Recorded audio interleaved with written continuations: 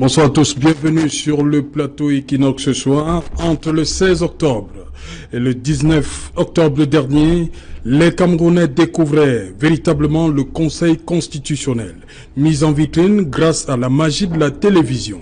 Le Conseil constitutionnel, appelé conformément à la loi, a statué sur la régularité du processus électoral, a été entraîné durant l'examen du contentieux post-électoral de la dernière présidentielle dans d'autres terrains.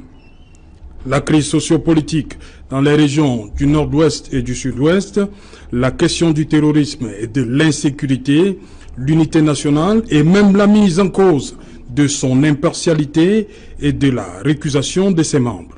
La conduite du contentieux a révélé une équipe à l'écoute. Le Conseil n'a pas fait l'économie du temps pour laisser s'exprimer librement et même longuement chacune des parties. À l'image du requérant Maurice Kamto, qui aura eu droit à une douzaine d'heures pour défendre son recours. Face à la passe d'armes en mondovision entre deux personnalités, Grégoire Wona et Maurice Kamto, Clément Atangana et les 10 sages sont restés de marbre. Mais parce que compétent de sa compétence, le Conseil constitutionnel aura tenu jusqu'au bout. Rétrospective 2018, élection présidentielle, le temps du contentieux post-électoral, c'est le temps du contentieux post-électoral. Madame, Monsieur, c'est le fait du jour.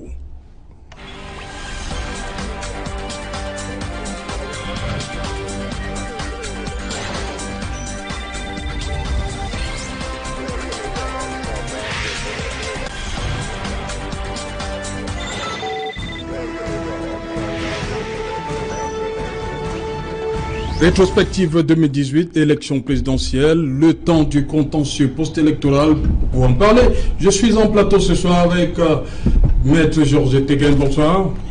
Bonsoir Serge Alain, bonsoir à tous les téléspectateurs d'Equinox Télévision, toujours aussi nombreux, particulièrement à ceux d'Equinox Soir qui sont des fidèles auditeurs et des fidèles téléspectateurs. Nous leur disons bonsoir. Bonsoir voilà. À mes copanélistes. Oui. Et nous sommes toujours très contents d'être là et répondre à vos invitations.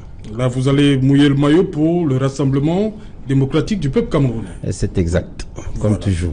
Voilà, en face de vous, Emmanuel Kounié. Bonsoir. Bonsoir, bonsoir. Et merci de me convier à cet échange. Voilà, vous êtes du Social Democratic Front. C'est bien cela? Tout à fait. Voilà. Sur ce plateau également, Achille Sako. Bonsoir. Bonsoir Serge Alain, bonsoir à tous les téléspectateurs d'Equinox Soir. On les sait très nombreux, comme à leur habitude. Je voulais vous dire, félicitations pour la lourde tâche qui est la vôtre, celle d'informer les Camerounais par l'ouverture d'un débat. On le sait, ce n'est pas très évident. Et donner la parole à ces Camerounais tous les jours comme vous le faites, je pense que vous méritez un coup de chapeau. Et d'avance déjà, on dit quoi? Bonne année. Voilà, merci. Achille Sako, journaliste, mais qui... on va le dire également, mouiller le maillot pour le PURS. Oui, pour le candidat Serge Espoir Matomba. Oui.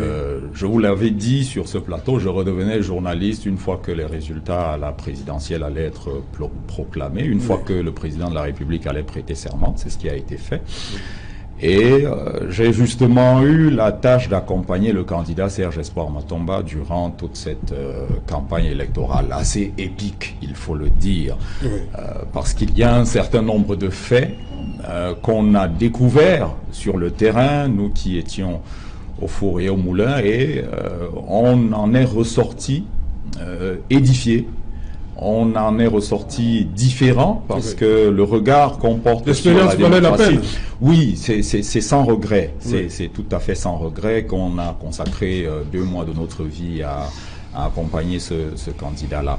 Okay. Donc, si c'était à recommencer, je crois que je recommencerais volontiers. Ok. Sur ce plateau, également, Maître Roland Diéro, bonsoir. Bonsoir Serge Alain Autou, bonsoir à tous mes copanélistes et bonsoir à vos nombreux téléspectateurs à qui j'adresse par avance mes vœux les meilleurs pour la nouvelle année qui pointe à l'horizon. Vous êtes là pour défendre le mouvement La Renaissance du Cameroun, MRC. Le mouvement pour la Renaissance du Cameroun, oui. Qui a à sa tête le professeur Maurice Kamto, dont la victoire à la dernière élection a fait l'objet d'un hold-up électoral. Et donc nous contestons l'usurpation qui a été faite par le régime sortant qui continue de nous conduire comme depuis 36 ans avec pour maître mot la médiocrité, le cynisme et l'incompétence. Voilà, justement, vous parlez de ce hold-up. Je veux qu'on commence de manière chronologique. Maître Ndjéou, dites-moi, le 8 octobre, il est un peu plus de 16 heures, votre champion dit qu'il a marqué le penalty. Tout à fait. Et le 16 octobre, il se présente devant le Conseil constitutionnel. N'est-ce pas un peu contradictoire? Qu'est-ce qu'il va chercher là-bas? Alors, comme nous faisons une rétrospective, oui, vous allez accepter que nous revenions sur des choses qu'on a déjà dites. Parce que la fausse polémique qui a cours, ou qui a eu cours, quant à savoir si il était cohérent oui, de revendiquer sa victoire le 8 octobre et d'aller quand même devant le juge constitutionnel, cette polémique-là a été évacuée. Je me souviens, c'était sur un des plateaux de votre chaîne de télévision que je prenais l'image de ce jeune enfant qui, une fois qu'il a reçu les feuilles de composition, pouvait déjà dire à son père: papa, j'ai réussi. En attendant le jour de la proclamation des résultats, en attendant le jour de la remise des bulletins. Et donc, en se rendant compte que le bulletin qui lui sera remis peut être entaché d'irrégularité, il est de son droit, même s'il avait, au vu des éléments en sa possession, annoncé qu'il avait gagné, il peut se plaindre à qui de droit. Et dans le cas d'espèce, qui de droit se trouvait être le Conseil constitutionnel. Mais que dont les membres, vous allez récuser 5 des 11 membres. Oui, justement, mais il est important de préciser ce qui a été demandé. Oui. On n'a pas remis en cause le Conseil constitutionnel, non. Oui. Ce qui a été remis en cause, ce sont les membres, et même pas tous. Certains membres, oui, oui, c'est vrai, 6, ouais, une bonne majorité, mais certains membres du Conseil constitutionnel dont les accointances, les affinités et le passé créaient ce qu'on appelle en droit une suspicion légitime. oui. Une situation qui fait que une des parties en cause, ressent comme une sorte de chape d'impartialité, non, de partialité, pardon, Oui, oui. qui pèse sur l'instance devant laquelle il fait son recours. C'est connu, non pas seulement en matière constitutionnelle, même devant les juridictions de l'ordre judiciaire classique, on a la suspicion légitime qui est un moyen de récusation. Et encore une fois, il est question de récuser les juges, non pas le Conseil. Voyez-vous, nous avons attendu longtemps la mise sur pied de ce Conseil constitutionnel. Oui. Et une fois que cela a été mis sur pied comme institution, et je tiens encore à rappeler que ce n'est pas l'institution qui est critiquable, non, c'est la composition de la dite institution. Ce sont les acteurs censés animer la dite institution qui font problème. Okay. Et au final, nous nous sommes retrouvés à côté de l'Assemblée nationale et du Sénat. On se sont retrouvés en face d'une autre chambre d'enregistrement qui justement n'a fait qu'enregistrer une sorte de rythme qui avait été préétabli et qui sonnait du genre irrecevable, irrecevable et non fondé. Donc, si vous allez me permettre de chuter simplement, oui, pour dire il faut évacuer de l'opinion publique cette tendance à faire croire que la proclamation, la revendication, permettez-moi de me corriger, la revendication de sa victoire par le président Kamto, l'autoproclamation. La revendication de sa victoire. Le mot autoproclamation vous dérange? Vous êtes libre d'utiliser vos propres mots. Est-ce que non, c'est le mot. Il était candidat, Maurice Kamto. Nous sommes d'accord sur un fait. Donc lorsque c'est lui qui dit que c'est l'auto. Hein, Monsieur Serge Alain, nous avons déjà essayé d'expliquer ceci. Oui. Vous direz quoi de ce jeune enfant? Qu'il s'est auto-déclaré admis? Non, il a simplement revendiqué un certain nombre de choses au vu des éléments qu'il avait. Et il attend que l'autorité chargée de le proclamer, de le déclarer admis, le fasse. Okay. Sauf que dans le cas du Cameroun, la dite autorité s'est retrouvée en train de réciter un refrain qui lui avait été prêt. Je me permets de rebondir. Oui, allez-y donc. À propos de la sortie de Maître Ndjéou, que le professeur Maurice Kamto dise qu'il a marqué le penalty. Oui, d'accord. C'est un peu pareil que le président de la République qui dit le Cameroun sera prêt le jour dit. Est-ce que le Cameroun est prêt le jour dit? C'est ce genre de déclaration qui nous mène à nous poser beaucoup de questions. nous sommes d'avis, et la plupart de ceux-là qui sont membres de l'opposition, que la sortie du professeur Maurice Kamto a été inopportune, a été prématurée, a été d'une maladresse à nul autre pareil. Et a jeté le discrédit même sur le fonctionnement de l'opposition en tant que contre-pouvoir qui aurait pu, d'une façon ou d'une autre, s'unir. Si on était dans une logique, on va dire, on appelait ça quoi? La coalition. Oui. Coalition.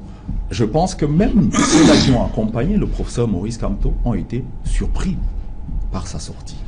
Et 48 heures plus tard, moins de 48 heures plus tard, après qu'on ait clos les bureaux de vote, qu'il fasse une déclaration comme celle-là, c'était tiré par les cheveux, et cela a amené beaucoup de personnes à lui retirer un certain crédit de sympathie qu'il était en train d'encourager, même au niveau de l'opposition. Vous me permettrez, s'il oui, ça ne va pas rester entre vous. On va permettre à Emmanuel Kounié, Maître Tegem, de réagir. Oui, rapidement, Maître. Merci, Monsieur Otto. Je voulais simplement faire observer que le hasard fait bien les choses. Parce que, voyez-vous, nous sommes sur ce plateau avec un côté où, d'habitude... il y a la droite et la gauche. Il y a la droite et la gauche. Et à la droite, nous avons le PURS qui, d'entrée de jeu, a même mieux fait que le RDPC souvent sur les plateaux. Ah oui. Bon, je voulais simplement préciser que la maladresse tirée par les cheveux, etc., etc., je voulais lui donner un argument de plus. On a même dit à un moment donné que c'était illégal, cette déclaration. Je ne sais pas sur la base de quels critères vous évaluez l'audimat ou les personnes qui se sont senties déçues par la dite déclaration. Mais comme nous sommes sur le champ politique, Monsieur Otto, nous comprenons parfaitement le message qui est passé. Et nous comprenons pourquoi ce genre de message est distillé dans l'accusations de bas étage. Le PURS n'a rien à voir. Quand vous avez parlé, je vous ai intelligemment écouté. Merci, Maître Diou. Merci, Achille Asako. Mais vous n'êtes pas obligé. Merci, Achille Asako. Merci, Maître Diou. Emmanuel Kounié, dites-moi, cette... d'entrée de jeu que le MRC recuse certains membres, parce qu'ils sont 6. On parle d'Atangana Clément, militant RDPC, magistrat à la retraite. Foumanakam Jean, membre du comité central RDPC, conseiller juridique du président de la République.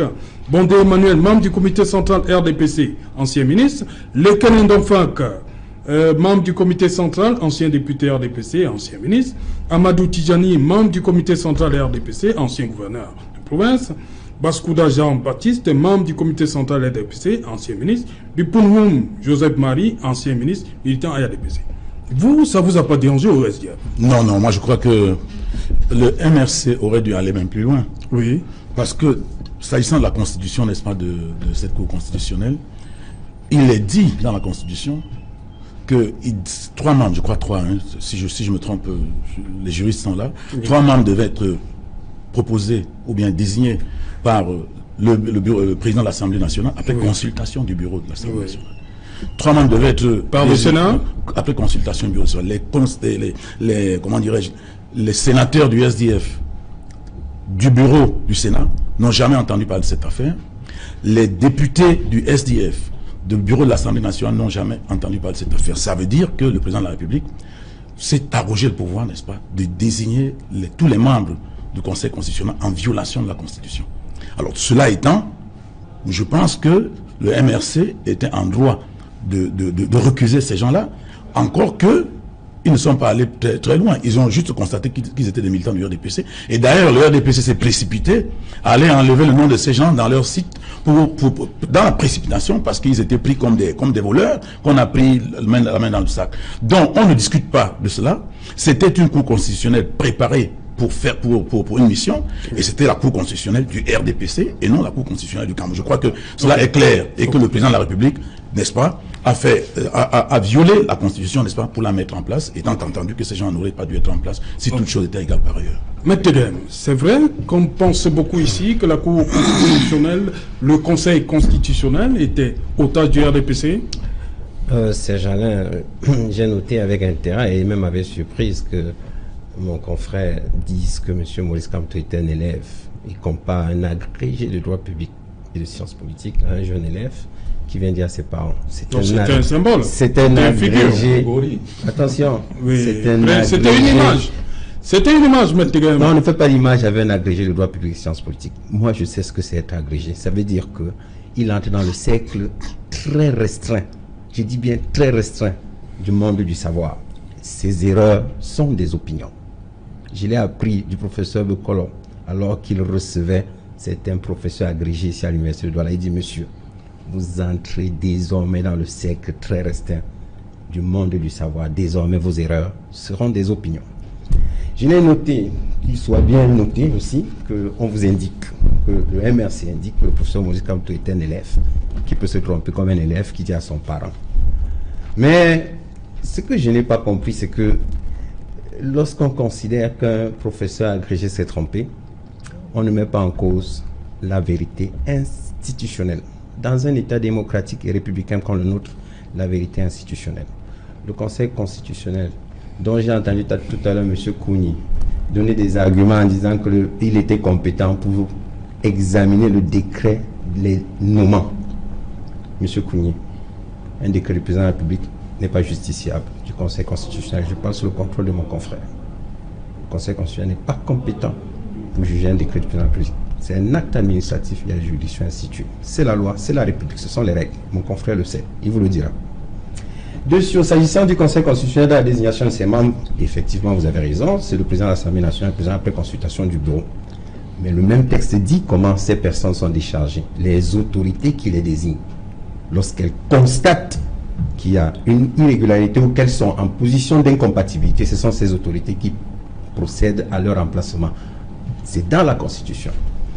Et enfin, je voudrais indiquer sur le Conseil constitutionnel, parce qu'on en parle un peu trop, et puis je suis quand même surpris que ce soit mon confrère, qui, je l'entends très souvent, mais je suis vraiment surpris. Le MRC doit comprendre une chose. Je n'ai pas envie de mener des affaires intérieures du MRC, mais le Conseil constitutionnel dont il s'agit, M. Atangana Clément, magistrat en 68, je ne sais pas où vous étiez. C'est 50 ans de magistrature. Il faut respecter 50 ans de magistrature. Cher Alain, si tu présentes cette émission 50 ans, un jeune vient s'asseoir ici, je pense qu'il ne va pas te parler n'importe comment. Le Conseil constitutionnel, M. Jean Fouman, 1961, ça fait 57 ans de magistrature. Quand vous prenez le professeur Joseph-Marie Bipounoum, c'est un doyen honoraire de l'ancienne faculté de droit et sciences économiques de l'université de Yaoundé. À ce titre, il mérite du respect.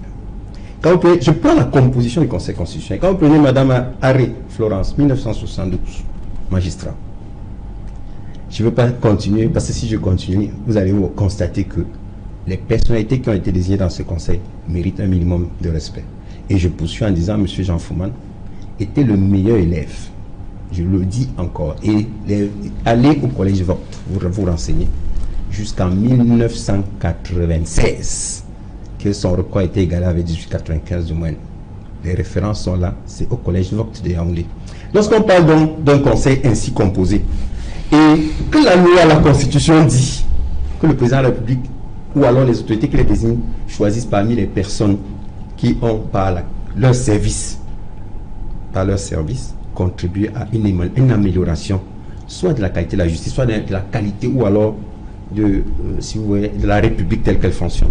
Le Conseil constitutionnel, dans sa dernière décision, qui était relative à l'élection présidentielle, a rendu une décision qui n'est pas critiquable, l'article 50 de la Constitution. Si vous n'êtes pas content, vous faites ce que vous voulez, mais la décision n'est pas critiquable. Quand on est républicain, on la respecte, parce que c'est la loi, parce que ce sont les règles. Et dans une république comme la nôtre, la vérité n'est pas au quartier, la vérité est institutionnelle. Il faut que ce soit su et répété.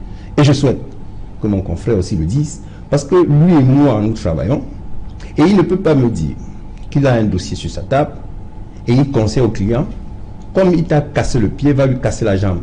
Il saisit l'autorité instituée qui rend une décision, qui respecte, et elle est critiquable, mais pas les voies de droit, et non sur les plateaux de télévision. Voilà ce que je voulais dire pour commencer ces gens. Ok, bon, on va terminer avec, on est passé dessus, on va continuer avec ces 12 heures de plaidoirie. Dites-moi, maître Diaw, pour qu'une partie du scrutin soit annulée. Vous demandiez une annulation partielle. Tout à fait. Mais évidemment, les 12 heures de plaidoirie n'ont pas suffi, manifestement, pour que... Vous en demandiez davantage? Bien entendu, rappelez-vous que l'audience... Mais je crois que Clément Atangana et les autres ne vous ont pas interrompu. Ils ne nous ont pas interrompus, Oui. mais ils n'ont pas accédé aux demandes qui tendaient à établir la vérité des urnes. Et je me dois, vous me parlez, Allez-y, maître. je me dois quand même de rappeler 2-3 choses. J'ai entendu mon confrère le dire avec beaucoup de calme et beaucoup d'éloquence. Un certain nombre de choses qui méritent quand même des précisions. Ce qui est en cause ici, et le professeur Kamto l'a dit devant le Conseil constitutionnel lui-même, quand il s'adressait aux sages, quand il contemplait le lustre du Conseil constitutionnel, il a dit la question de la compétence intrinsèque des membres du Conseil constitutionnel n'est pas en cause. Ce n'est pas de ça qu'il s'agit. Il ne s'agit pas de parler on ne parle pas de l'incompétence des membres du Conseil constitutionnel. Vous savez qu'il y a une façon de faire au RDPC. C'est que lorsqu'on vous montre la lune, les gens du RDPC s'arc-boutent sur votre doigt et ils vous font 10 heures de dissertation sur la forme de votre doigt. C'est exactement ce que le Conseil constitutionnel a fait. Et je suis navré d'apprendre que mon confrère est allé dans le même sens. Parce que lorsqu'on vous dit, vous êtes en situation de suspicion légitime quant à votre impartialité, nous vous demandons de vous récuser. Et le Conseil constitutionnel va vous répondre en disant, non, c'est celui qui m'a nommé qui peut me remplacer. Vous voyez tout de suite le hors-sujet volontaire. Personne n'a demandé à remplacer les membres du Conseil constitutionnel. Non, on a demandé à ces conseillers de se décharger. Je vais encore prendre une image en espérant que cette fois-ci, l'opinion, à commencer par celle de mon confrère, ne va pas s'arrêter sur l'image du jeune garçon. Parce qu'il n'a jamais été question de faire du professeur Kamto, oh Dieu sait combien il est éminent, de faire du professeur Kamto cet élève. C'était une image. Tant pis si on ne s'arrête que sur l'image. Mais je vais continuer en utilisant une autre image pour qu'on comprenne bien ce que j'ai dit. Prenez un cas de divorce. Vous décidez de divorcer de votre épouse. Vous saisissez le tribunal, je vais dire de première instance de Douala Bonanjo. Et vous vous rendez compte que l'affaire va être jugée par un magistrat qui se trouve être parenté à votre épouse contre laquelle vous demandez le divorce. Qu'est-ce que vous faites? Vous estimerez légitimement que ce magistrat, non pas qu'il est incompétent, non pas qu'il n'a pas été bien formé, non pas qu'on doit le révoquer de la magistrature, mais ce magistrat-là précisément doit se décharger de cette affaire en particulier. Il peut juger d'autres affaires, il va juger d'autres affaires, mais cette affaire en particulier, il ne doit pas la juger parce qu'il y a un risque de partialité en raison des apparences, des apparentements que nous avons indiqué tout à l'heure. C'est pour ça que nous n'avons pas demandé la révocation des membres du Conseil constitutionnel. On leur a demandé, au vu de la suspicion légitime qui pèse sur eux, de se récuser. Et comme le Conseil a la compétence de sa propre compétence, c'était au Conseil, une fois ses membres récusés, de nous dire qui, à leur place, connaîtra du dit contentieux. Vous comprenez? Il ne s'agit donc pas de demander la révocation des magistrats. Les jurisprudences, les textes de loi ont été largement produits devant le Conseil constitutionnel par d'éminents avocats, eux aussi. Parce qu'il n'y avait pas de l'éminence seulement chez les magistrats, au dit de mon confrère. Il y avait de l'éminence aussi dans le camp des avocats. Et d'ailleurs, pas seulement ceux du MRC, même ceux du SDF, je ne le dis pas parce que M. Kougny est sur ce plateau. On a vu le bâtonnier Yondo Black. Bâtonnier Yondo Black. D'ailleurs, quand je prononce ce nom, c'est avec beaucoup de frémissement parce que l'immense respect que j'ai pour lui ne m'autorise pas à parler de lui trop avec banalité. On a vu le bâtonnier Akeremona. On a vu Maître Claude Assira. Bref, on a vu les grands noms du barreau du Cameroun intervenir devant ce conseil pour plaider ce point sensible qui était la récusation. Maintenant, j'en viens à votre question. Les 12 heures de plaidoirie n'auront eu aucun effet, manifestement, simplement parce que le Conseil constitutionnel avait refusé d'appliquer la loi. Et là, je fais un clin d'œil à mon confrère.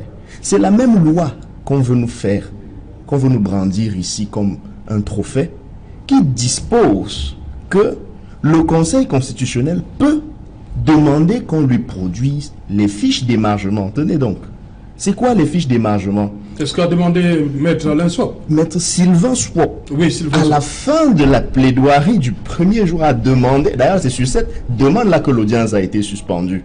Et donc quand on reprend l'audience le lendemain, par un tour de pirouette, le très respecté président du Conseil constitutionnel estime que cette question avait été évacuée la veille et qu'il n'est pas nécessaire de même simplement statuer sur le bien fondé ou pas d'une demande tendant à faire produire les fiches d'émargement. Qu'est-ce qu'on voulait donc cacher?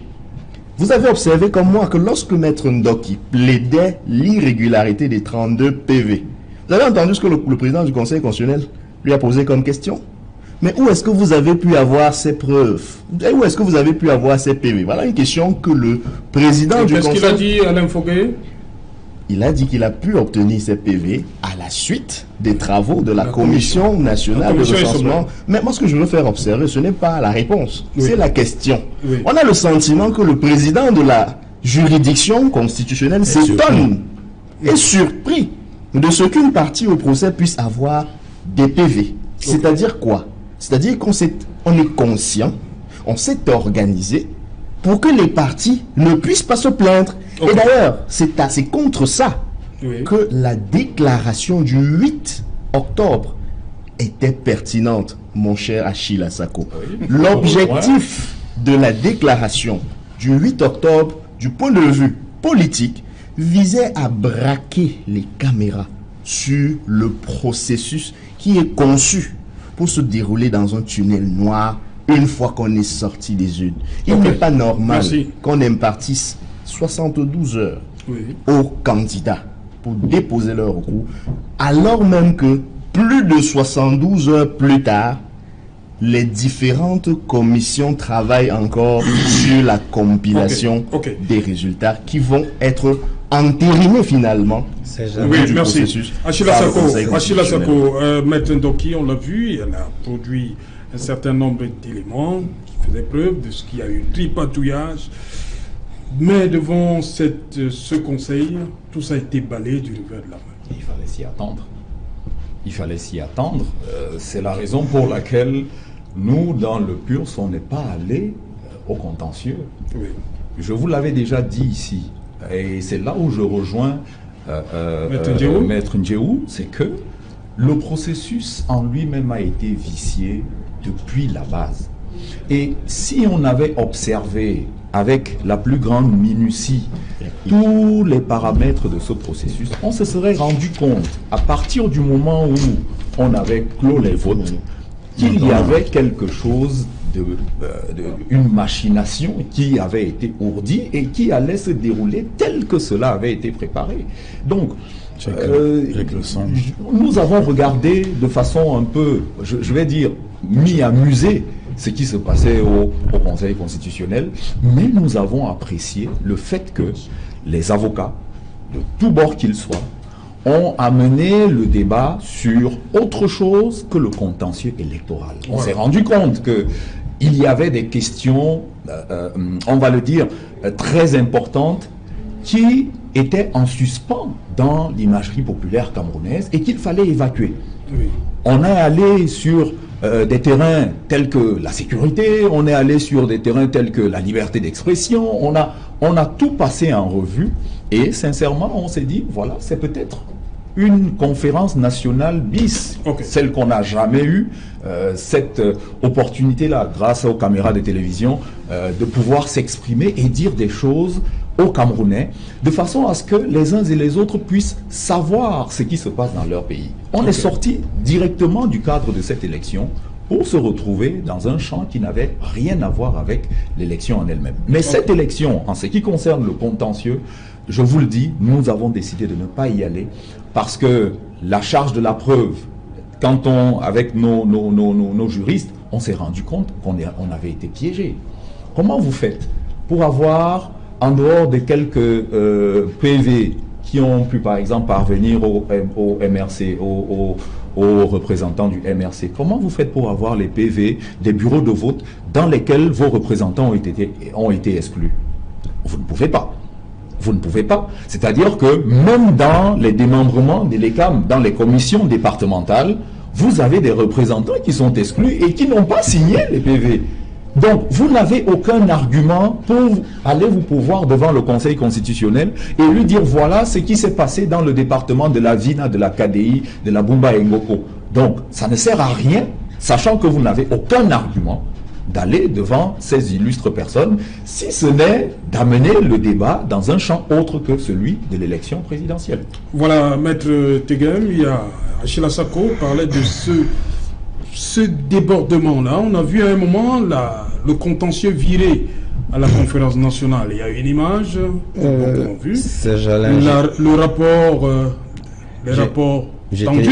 Je te l'ai déjà dit et je ne le dirai jamais assez, je ne commente pas les procédures pendantes devant la juridiction et je ne commente pas devant un organe de presse les décisions rendues par le Conseil constitutionnel. Non, on ne commente pas la décision. Les décisions peuvent je parle de cette passe d'armes, il faut l'appeler ainsi, entre le président de la sous-commission juridique du RDPC, Grégoire Rona, secrétaire général adjoint du comité central, et Maurice Kamto du MRC. Vous m'amenez à parler de ce qui se passe dans les salles d'audience. Moi, je vous dis, c'est proscrit. Je ne le ferai pas. Je suis avocat, il y a des choses que je ne peux pas faire. Et je vous dis, par ailleurs, que les décisions de justice sont critiquables, mais pas des voies de droit. En ce qui concerne le Conseil constitutionnel, l'article 50 de la Constitution, de notre Constitution, c'est la Constitution de la République, c'est la règle suprême, opposable à nous tous, y compris à mon confrère, même s'il n'est pas content. L'article 50 dit les décisions du Conseil constitutionnel s'imposent à toutes les autorités, y compris les personnes privées, c'est-à-dire même lui. Il n'a pas le choix. Ce sont des règles constitutionnelles et vivant au Cameroun, étant Camerounais, il les accepte. J'ai entendu mon confrère tout à l'heure évoquer un dossier de divorce, mais je lui réponds par l'adage qu'il connaît mieux que moi, spécial général Bus de Logan. Monsieur, cher confrère, devant le Conseil constitutionnel, ces règles sont inopérantes. La procédure est réglée par la Constitution de la République et par les textes portant organisation et fonctionnement du Conseil constitutionnel.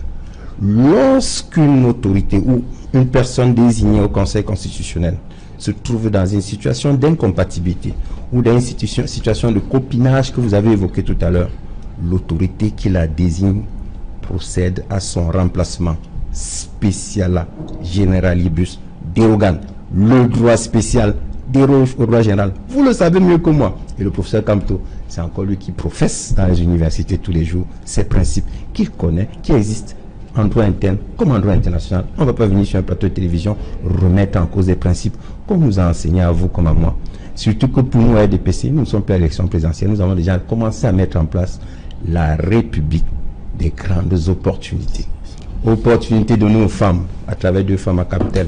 Opportunité donnée à 289 jeunes qui vont être libérés pour réintégrer la République. Opportunité donnée à des personnes qui sont en groupe de venir au CDDR. Opportunité donnée à un jeune de 32 ans de gérer les NAM. Nous sommes dans un cadre de grandes opportunités.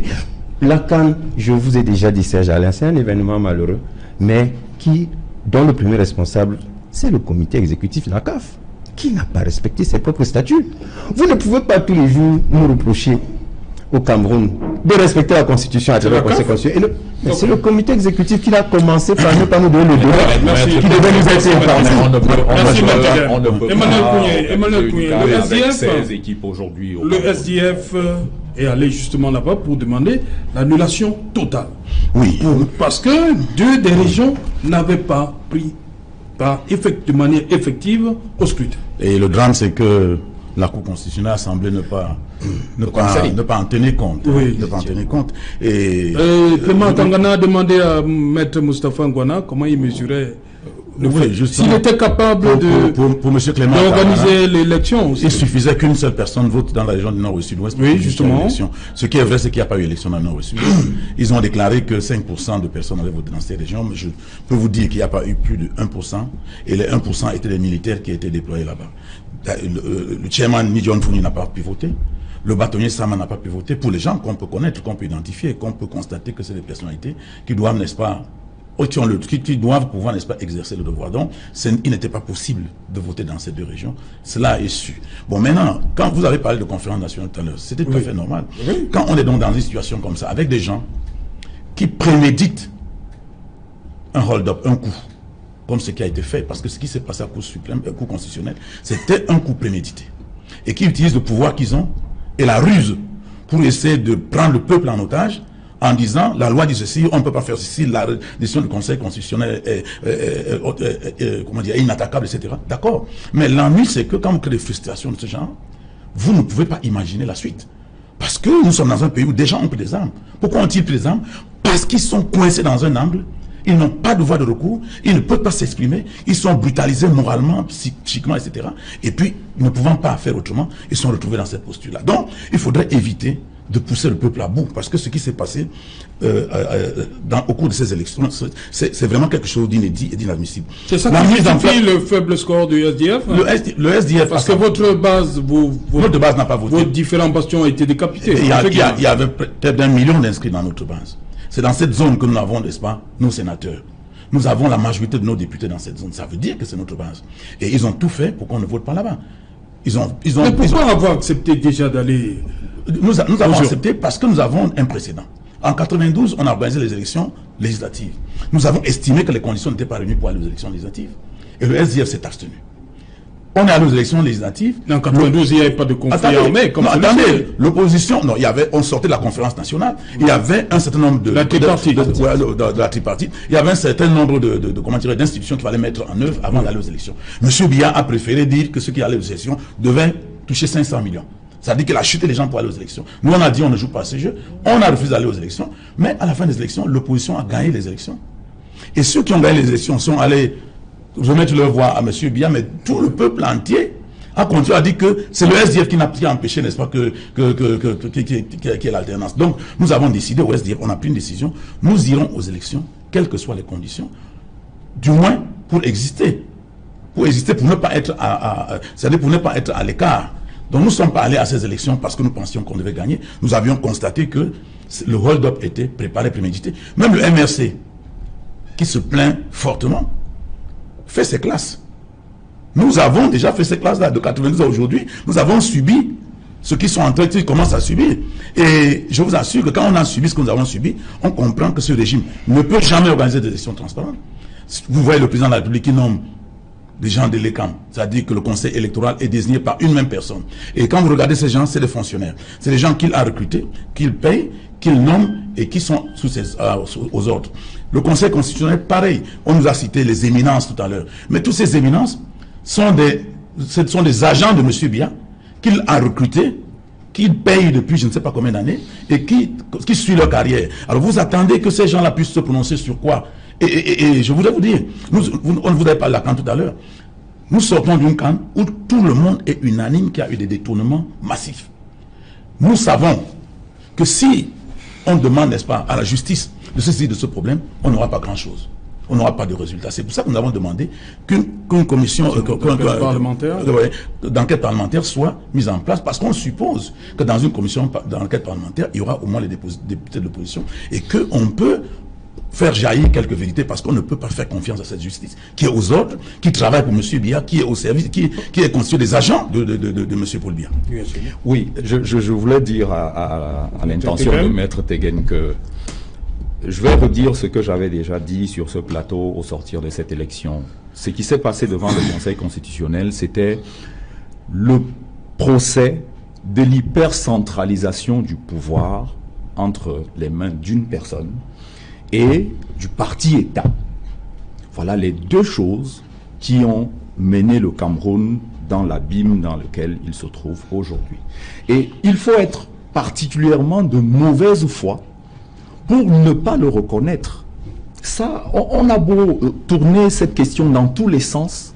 Ce qui pose problème quand le MRC se plaint, récuse les membres du Conseil constitutionnel, c'est parce qu'ils ont des accointances supposées ou réelles avec le parti-État qu'est le RDPC. Oui. Ça, il faut le dire. C'est parce qu'il y a une personne qui décide de tout à tous les niveaux, et cette personne s'appelle le président de la République. C'est lui qui concentre l'essentiel des pouvoirs et a à son service un parti qui a inféodé toutes les strates de l'administration, de la vie publique, même de la vie religieuse. Oui, il faut le dire.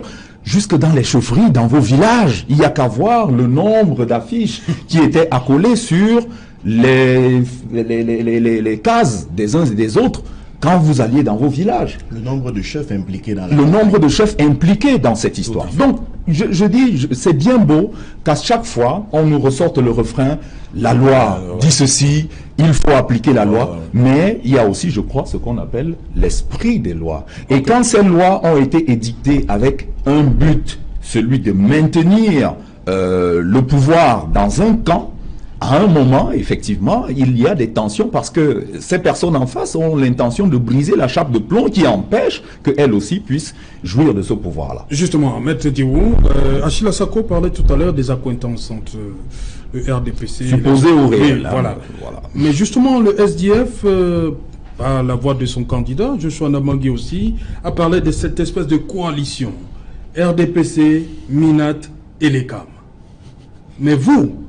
à vous entendre, lors de ces sorties-là, c'était beaucoup plus contre le RDPC que vous aviez à lancer des flèches. Vous savez que... On a vu Grégoire Rona, Maurice Kamto. Toute musique n'est mise en œuvre que parce qu'il y a un chef d'orchestre. Oui. Le chef d'orchestre de la coalition MINAT et l'ECAM, Conseil constitutionnel, c'est le RDPC. Oui. Bien sûr. Ah, vous mettez le Conseil constitutionnel là-dedans? Bien sûr. Oui. C'est même un truisme. Pardonnez-moi, mais c'est évident. Vous avez un processus qui... D'ailleurs, peut-être que... Je crois qu'on a souvent... On a toujours des problèmes avec les images sur ce plateau. Mais il y a une image qui est assez frappante. Lors de ce contentieux, on a vu le représentant de l'armée camerounaise cité comme témoin. Mais il était le témoin de qui? Il était le témoin du RDPC. C'est une trinité. Il était le témoin du RDPC. C'est-à-dire que vous mettez l'armée aussi dedans. Puisqu'il a été témoin de qui alors? Il a été le témoin. Qui l'a invité au Conseil constitutionnel? C'était lors du tour de parole du RDPC. Pareil pour le représentant du MINAT. Alors que l'ECAM aurait pu, même simplement pour respecter la forme des choses, être celui-là qui invite ses collègues de l'administration territoriale et de l'armée pour nous expliquer qu'il y avait des problèmes, qu'on a pris des mesures pour la sécurité. Mais l'ECAM n'a pas cru devoir nous expliquer ça. C'est le RDPC qui a cru devoir venir à sa rescousse. Ça s'est vu devant le Conseil constitutionnel. Alors, dites-moi, est-ce que l'armée camerounaise travaille pour le RDPC ou bien pour le Cameroun? Le procès devant le Conseil constitutionnel nous a donné la réponse. Nous avons vu 2 militaires qui n'avaient pas leur carte d'identité témoigner alors qu'ils étaient invités à le faire par le RDPC. Donc l'image est assez parlante, elle parle d'elle-même. Nous avons une coalition. Chef d'orchestre de cette coalition, l'ECAM, qui vous dit qu'elle est un organe indépendant, impartial, mais vous dit, si vous n'avez pas la preuve de la faute, moi je n'ai pas l'obligation de vous garantir un scrutin transparent et équitable. Question, pourquoi nous prend-on nos impôts pour financer un organe qui n'a pas l'obligation d'être impartial? Savez-vous que l'obligation d'impartialité pèse sur l'organe chargé d'organiser les élections et non pas sur les candidats? Deuxième chose, le Conseil constitutionnel veille à la régularité de l'élection. C'est la Constitution qui le dit, mon cher confrère. Alors, ça veut dire quoi? Si les partis s'entendent pour frauder, est-ce que ça s'impose au Conseil constitutionnel? La réponse c'est non, puisque le rôle du Conseil constitutionnel, c'est de veiller à la régularité, même si les partis ne le veulent pas.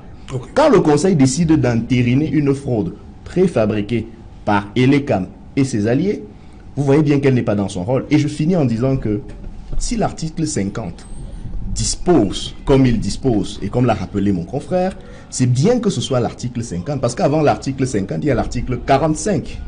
Et l'article 45 pose des exceptions à l'inopposabilité des recours vis-à-vis des décisions du Conseil constitutionnel et des dispositions constitutionnelles en général, puisque cet article 45 dispose simplement que les traités et accords internationaux légalement signés et ratifiés par le Cameroun ont une valeur supérieure aux lois nationales. Vous ne pouvez pas lire la Constitution et aller y trouver seulement l'article 50. Lisez toute la Constitution. De la même manière, on ne peut pas lire le code électoral et lire seulement l'article qui dispose que le Conseil constitutionnel proclame les résultats du scrutin. Sans lire l'article 113 qui dispose que le résultat acquis. Dans le bureau de vote. Acquis. Donc quand un résultat est acquis, ça veut dire qu'il est rendu public. C'est celui-là qui est le résultat. Ok. Voilà. Merci. Je reviens à vous, cher monsieur. Après, Cédric Nouffelé, bonsoir. Bonsoir Serge Alain, bonsoir à vos invités. Voilà, le 20h, c'est dans un instant. Cédric, qu'est-ce que nous avons au menu du 20h ce soir? Ce soir, nous prendrons les nouvelles de la République démocratique du Congo. Vous savez, nous sommes à quelques jours d'une élection présidentielle très attendue dans la sous-région des Grands Lacs, mais aussi au sein de la communauté économique des États d'Afrique centrale, la CEAC, à laquelle appartient également le Cameroun, alors que la CENI est en train de présenter le matériel électoral aux différents observateurs internationaux venus pour surveiller le déroulement de ce scrutin crucial.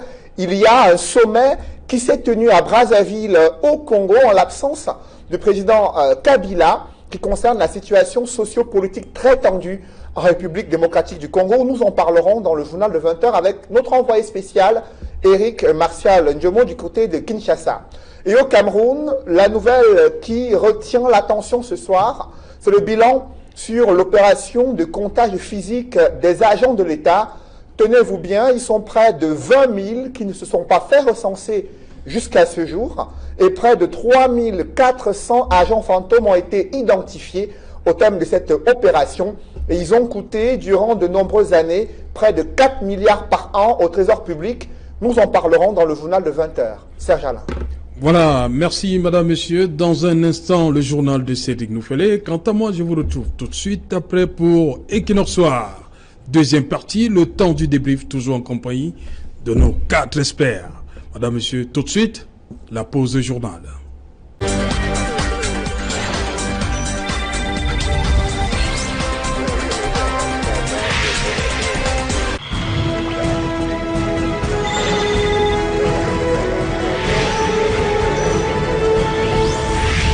Equinox Soir, deuxième partie, le temps du débrief, toujours en compagnie d'Emmanuel Kounié, Maître Roland Diéou, Achille Sako et Maître Georges Tegem. Maître Georges Tegem, dites-moi, on a vu le ministre de l'administration territoriale aller rassurer les populations de Bangourène, parce que de ce côté-là, on a comme l'impression que la crise est en train de vouloir se déporter côté de cette région de l'Ouest, et on a vu les populations se préparer. Est-ce qu'il y a lieu de s'inquiéter?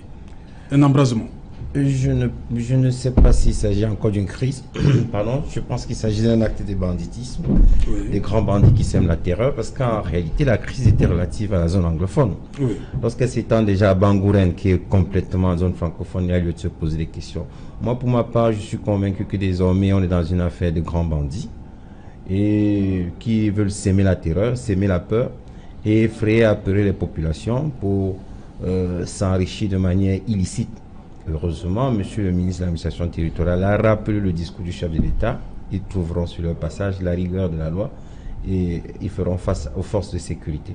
Nous souhaitons, en tout cas pour ce qui nous concerne, puisque c'est de nous qu'il s'agit, notre position, celle de ma famille politique, qui est celle de monsieur le président de la République, c'est nous avons lancé un appel au dépôt des armes. Ça, c'est un premier appel. Nous avons mis en place des structures pour les dépôts des armes. C'est le CNDDR. Et nous avons dit qu'au cas où les gens ne souhaitent pas, qu'ils continuent à s'aimer la peur, ils trouveront la rigueur de la loi des forces de sécurité. Nous appuyons cette position du gouvernement qui est celle qui est raisonnable, qui est celle qui permet à la République de continuer à être debout, parce que la République ne doit pas céder à la peur, ne doit pas céder au banditisme des brigands. Emmanuel Kounié, on a vu les populations de Bangourène déjà armées, on va le dire comme ça, de fusils de chasse. Est-ce qu'il y a lieu de s'inquiéter? Mais il y a lieu de s'inquiéter grandement. Au moment où on nous parle de désarmement, que les gens soient en train de porter des armes, des gens qui n'avaient pas des armes avant, il y a lieu de s'interroger dans quelle direction. C'est pas de la légitime défense? quel que soit le cas, il n'est pas question que les gens portent des armes. Les gens portant des armes, c'est assez inquiétant. Vous ne pouvez pas savoir ce qui va se passer si des gens, n'est-ce pas, en armes se trouvent face à face et qu'il y a affrontement. Donc moi, je crois qu'il y a un gros problème dans notre pays, c'est que nous avons dit pendant la campagne électorale que le problème de l'insécurité au Cameroun était très sérieux. Et dès lors que c'est lié à la crise anglophone, il faudrait se questionner, n'est-ce pas, comment est-ce qu'on résout la crise anglophone. On a demandé, le chef de l'État a dit que les gens devaient déposer les armes, mais nous avons dit que la création d'un DDR ne peut pas se faire pendant la guerre. Nous l'avons vu au Mali. Au Mali, on a créé un DDR pendant la guerre. Dès lors qu'on a tué un rebelle, ceux que les autres, les factions armées auxquelles ce rebelle appartenait, sont sortis du DDR. Nous l'avons vu en Centrafrique, le DDR, dès que on a arrêté un chef de guerre en France pour amener à la CPI, ceux qui se réclamaient de cette personne ont quitté le DDR. Donc le DDR se fait après la guerre. Nous avons dit qu'il faudrait qu'il y ait d'abord l'amnistie générale, parce que il y a des gens qui doivent pouvoir, n'est-ce pas, s'asseoir pour parler. Ces gens sont les réfugiés. Ces gens sont comment dirais-je, ceux qui sont en prison. Ces gens sont ceux qui sont déplacés. Il y a plein de personnes qui doivent pouvoir, n'est-ce pas, dans le cadre d'une amnistie générale et d'une libération de ceux qui ont été arrêtés dans le cadre de cette crise, revenir, que le calme revienne et qu'on puisse, n'est-ce pas, désarmer les gens dans le calme et passer au DDR. On ne peut pas parler de DDR pendant qu'il y a l'escalade. Il n'y a pas de DDR possible, imaginable. Donc tout ce qu'on est en train de faire, nous nous interrogeons. Peut-être que ceux qui nous gouvernent ont la potion magique pour pouvoir désarmer les gens pendant que tout le monde est en train de tirer, mais nous pensons que c'est après la guerre qu'on arrive au DDR. Et puis nous avons pensé qu'il fallait d'abord qu'il y ait un mécanisme de désescalade qui amène les gens à baisser la garde, à déposer les armes, que le chef de l'État puisse, n'est-ce pas, donner un signal fort qui prouve qu'il a compris, comme il a dit lors de sa présentation de semaine, qu'il a compris les revendications des uns et des autres. Les gens parlent de... Voilà. Mais aucune mesure. Les gens parlent vous avez vu, pour la décentralisation que eux-mêmes ont proposé, ils ont créé un ministère de la décentralisation. Et nous disons 1000 fois, quand vous créez un ministère de la décentralisation, vous centralisez. Vous ne décentralisez pas. Parce que quand vous créez un ministère de décentralisation, vous mettez une double commune à la tête, une double tutelle à la tête des collectivités. Et en ce moment, la centralisation devient plus forte. Et vous faites le contraire de ce que vous prétendez mettre en place. Donc, tout cela n'est pas compris. Et moi, je crois que le gouvernement est en train de se fourvoyer. Et je ne sais pas comment on va y arriver. Maintenant, voilà notre front qui s'ouvre. Maintenant, on dit c'est des bandits. Peut-être c'est des bandits. Mais les bandes armées sont généralement des bandits. Mais c'est aussi des terroristes. Comment on va faire? On ne va pas ouvrir 50 fronts. Oui. Il faudrait qu'on fasse tout pour que cette affaire s'arrête. Et nous disons que la solution, c'est d'abord de libérer ceux qu'on a arrêtés dans le cadre de la crise. Parce qu'il y en a parmi eux qui ne sont pas, qu'on ne peut pas considérer comme des terroristes. Mancho Bilissi ne peut pas être considéré comme un terroriste. On l'a vu marcher en critiquant le gouverneur du Nord-Ouest, en disant que la ville était sale et tout ça. Qu'on dise aujourd'hui que c'est un criminel, c'est un diable, etc. Il doit rester en prison. Mais le faisant, il n'y aura pas de désescalade. Et en ce moment, le DDR, je me demande comment on va le mettre en place. Nous avons proposé le DDR dans le programme de notre candidat, aussi Joshua, le candidat du SDF. Mais le DDR, c'était après la désescalade, pas dans le feu. On ne peut pas demander aux gens, pendant que ça tire partout, de déposer les armes. Ok. Achila Sako, vous avez vu ces images qui nous viennent de Bangourène? Oui. Les femmes et les enfants qui quittent le village, les hommes qui restent en attendant éventuellement. Oui, effectivement. Et j'ai lu avec beaucoup d'attention ce qui se disait sur les réseaux sociaux concernant la communauté, on va dire la communauté Bamoun de ce côté-là, où il y avait des appels, je ne vais pas dire au soulèvement, mais à la riposte et à la résistance, et même le sultan qui était convoqué, qui devait se rendre là-bas, transformant cet événement ou ces événements en problème communautaire ou communautariste. Et ce glissement est tout à fait dangereux, qu'on ait l'impression que il y a des bandes armées qui s'en prennent à une communauté. Et j'aimerais aussi dire à notre ami du RDPC que les bandes armées ne prospèrent que quand il y a eu un laisser-aller et que les solutions pacifiques n'ont pas pu être trouvées. On a vu en France comment cela s'est passé avec les fameux gilets jaunes. Aujourd'hui, ce serait pas faire insulte au gouvernement camerounais ou au chef de l'État que que de dire qu'il est temps de dialoguer parce qu'il y a trop de violence, il y a trop de personnes qui ont perdu la vie et humblement, tout le monde, toutes les parties prenantes peuvent se retrouver autour d'une table et trouver une solution. La crise anglophone, c'est la crise de la décentralisation, c'est exactement cela. C'est la crise de l'autonomisation des personnes qui veulent pouvoir gérer leur communauté sans en référer tout le temps, comme je le disais, au fameux parti-État ou à la petite clique de personnes qui est assise à Yaoundé et qui centralise toutes les décisions. Donc, il faut se poser les bonnes questions et pouvoir y apporter les bonnes réponses. La bonne question, c'est que faut-il faire pour qu'on en sorte? Ce n'est pas toujours penser à la répression. Je suis un peu amusé quand à chaque fois, sous prétexte de rassurer les populations, le ministre Atanganji, chef de toutes les polices, dit qu'on va leur opposer le feu de la puissance. Oui, mais vous tombez sur des gens qui sont drogués, des gens qui sont sans foi ni loi, qui n'ont plus rien à perdre. Vous leur dites on va vous tuer, ils vous disent on est mort depuis. Que faites-vous? Que faites-vous? C'est-à-dire que on peut effectivement dire qu'on ne peut pas discuter avec des terroristes, effectivement, mais est-ce que tout ce monde-là, c'est des terroristes au sens stricto sensu? Peut-on qualifier, et on l'a vu quand on a libéré par exemple Maître Agbobala, qu'il n'avait rien d'un terroriste?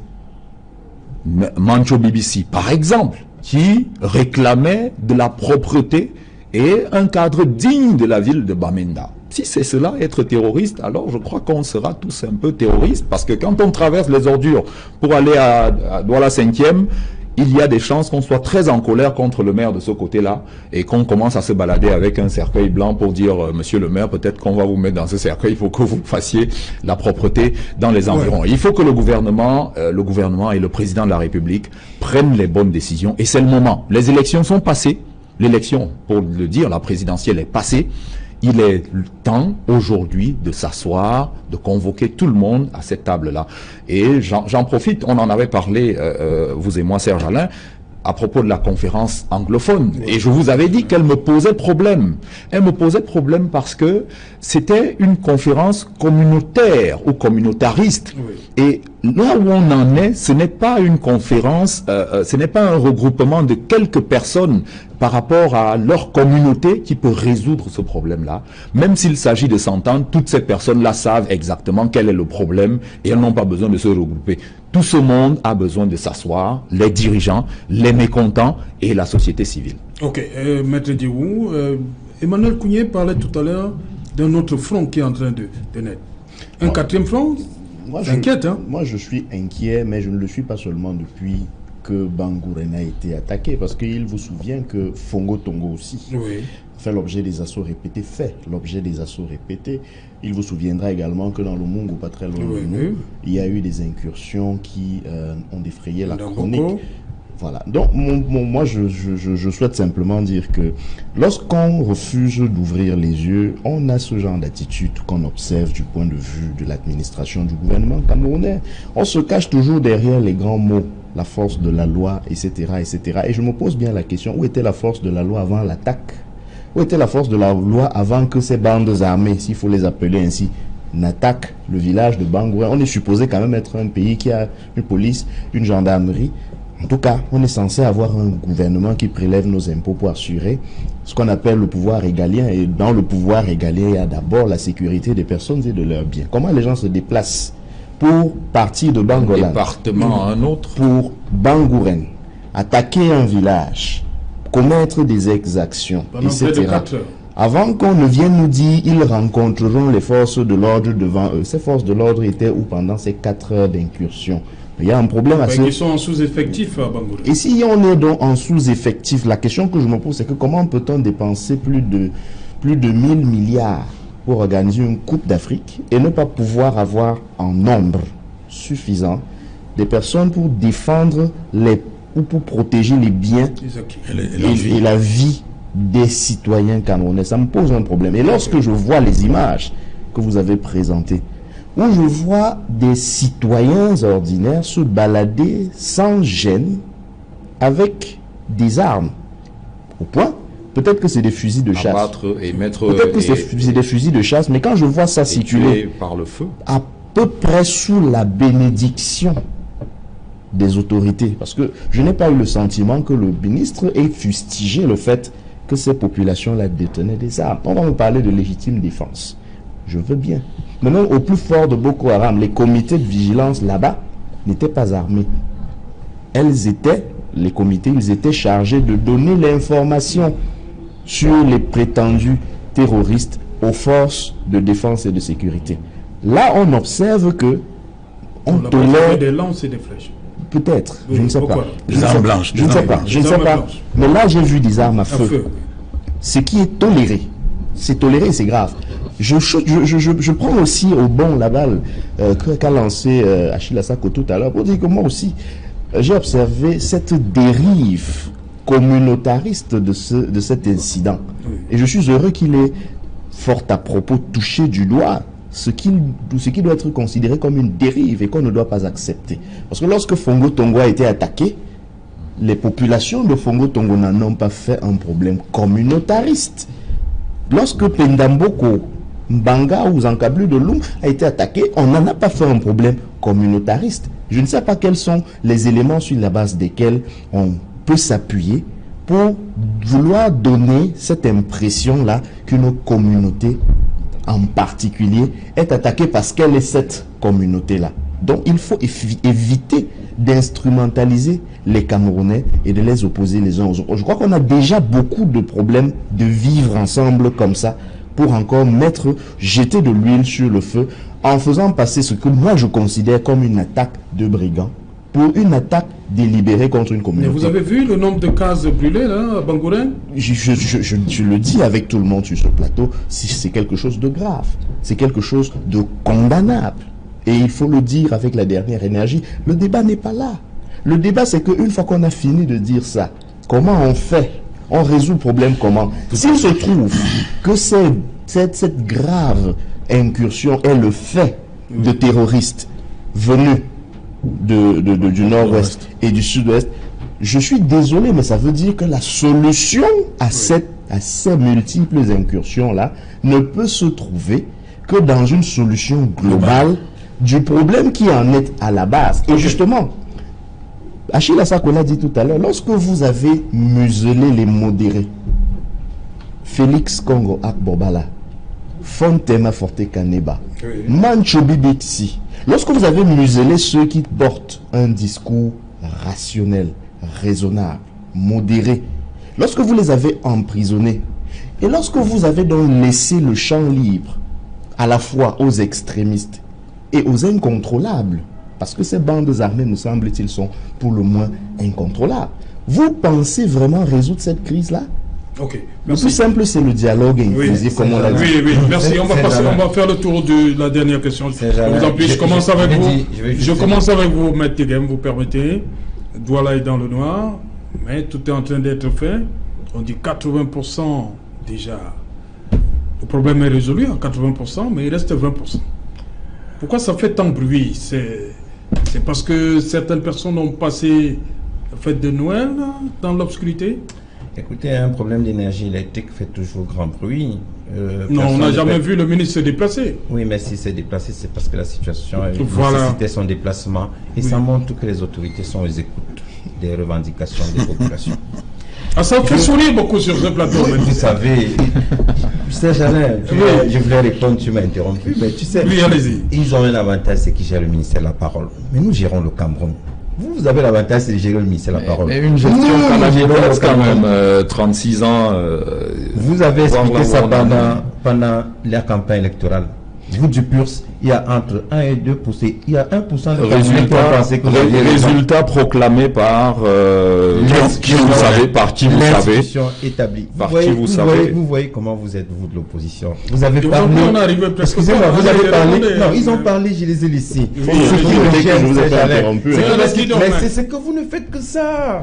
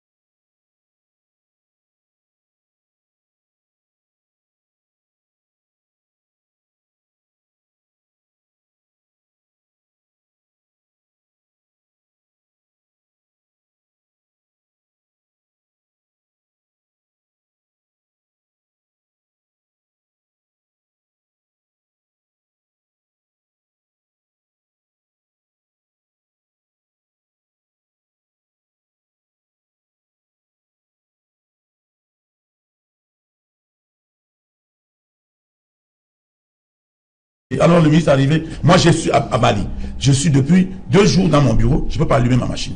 Qu'est-ce que j'ai à faire avec l'arrivée du ministre? Je veux l'électricité ou bien je veux... Il est venu mettre la pression. Quelle pression? Et la pression sert à quoi? Puisque je n'ai pas d'électricité jusqu'à maintenant.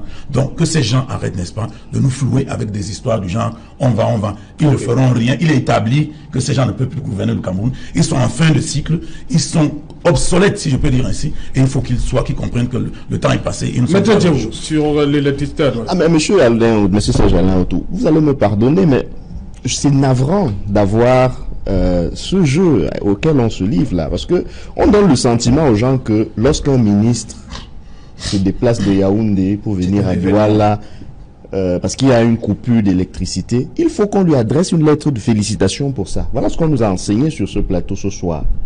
C'est la preuve que le chef de l'État est au courant des préoccupations des Camerounais et qu'il s'en préoccupe. Pourquoi? Parce que le ministre est venu à Douala. Bon Dieu. Pourquoi faire? Et je crois qu'il faut qu'on ait du respect pour les Camerounais. Je crois qu'il faut qu'on ait du respect pour M. Emmanuel Kounié et toutes les autres personnes qui ont besoin de l'énergie électrique pour fonctionner, pour vivre, pour travailler, pour produire la richesse, pour produire les impôts qui servent à cette dépense somptuaire. Parce que ce que mon confrère ne vous a peut-être pas dit, c'est que le ministre ne vient pas à Douala pour rien. Il ne vient pas à Douala à pied.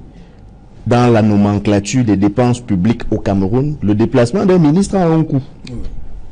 Il a un coût partout, c'est vrai. Mais la spécialisation du Cameroun, c'est les surcoûts.